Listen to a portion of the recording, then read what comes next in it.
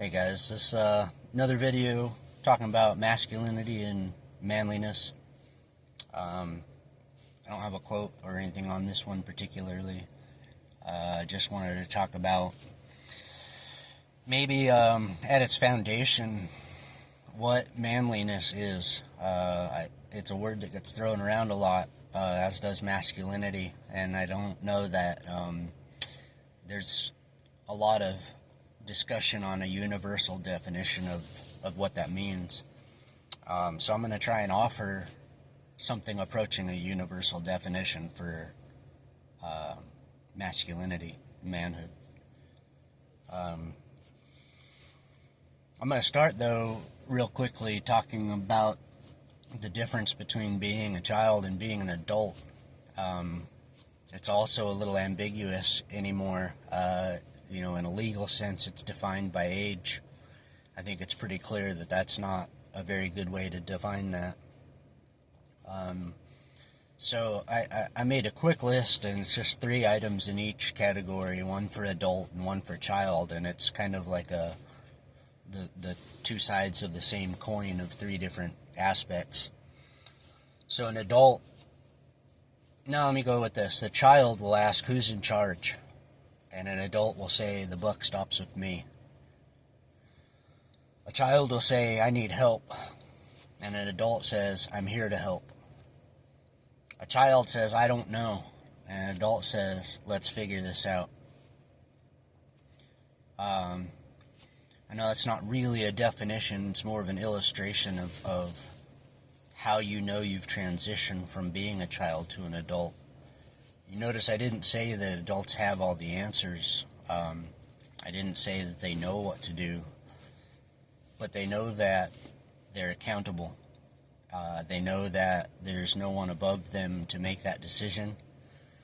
And that ultimately it's their responsibility to get that information if they need it, or suffer the consequences for not.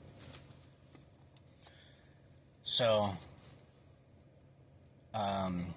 males and females can grow up to be adults. We're going to keep things focused mostly on men on this channel throughout all of my videos. I'll try not to go into women's issues as much as possible.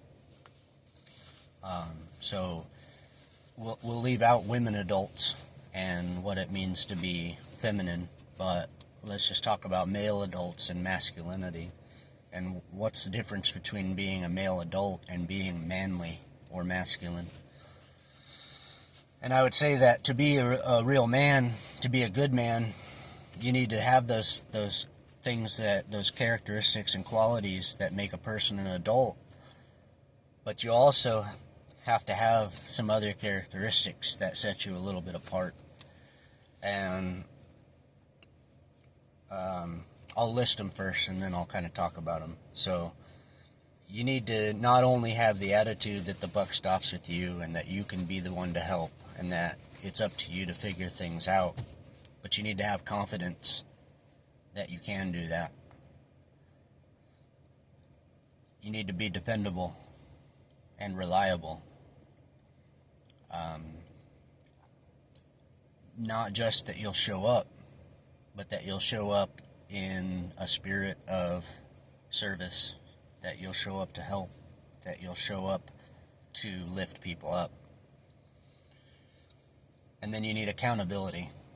And I would say ultimately, if I had to give a definition of masculinity, and if I was forced to be as concise as possible, I'd have a 1-word definition, and it would be accountability. Masculinity is, at its very core, is the understanding that when something goes wrong in life, when there's a danger or a hazard or a peril or pitfall that's in front of you, when there's a group that is facing a challenge, ultimately it's going to end up coming down to a man.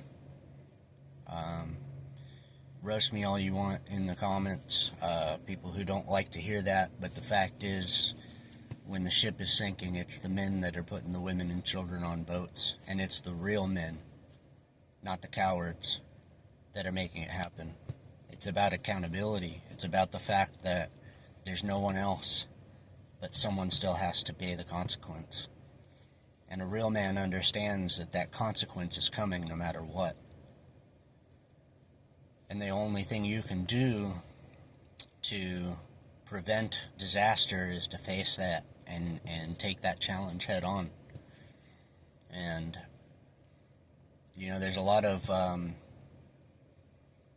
propaganda and a lot of destruction around the word masculinity. There's a lot of incentive for certain institutions to try and tear down and paint masculinity as a bad thing. But at the end of the day, if you want to be a man, if you want to be someone that's looked up to, if you want to be the kind of person that people want around even when there's chaos, the only way to get there is to know that ultimately you have to pay for it. There's no one else. There's no one going to save you. There's no one going to help you. Everyone will point their fingers at you if you fail. And that's alright. I'd have it no other way. I'd much rather fail on my own than leave my fate into someone else's hands and hope that they can handle it. I have confidence in myself. And some of that came after many failures and learning that failing doesn't hurt as bad as you think it will. Some of it is from successes when I've been able to overcome challenges with my own skill. And some of it's just it's just ego.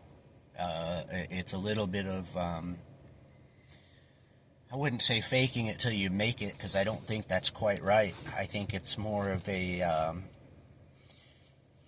put on the uniform of the soldier you want to be, and then live up to it.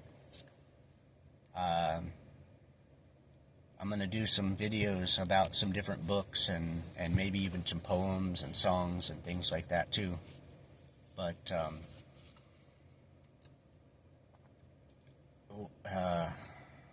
what I'm getting at with that is